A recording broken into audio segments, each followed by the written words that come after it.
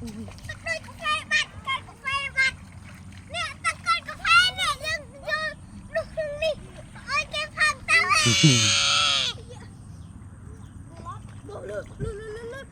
ทำเม่น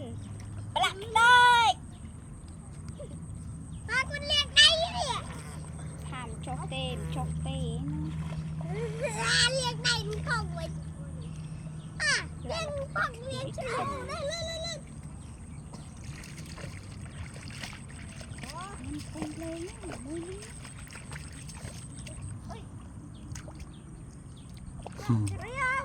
มาให้กายมาเล็งผม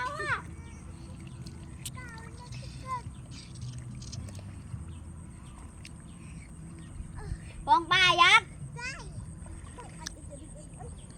โอ้มันสบายจังเลยเมื่อเคนเมียขโมยเต้ตับเจอจอยยังไงกันที่โจ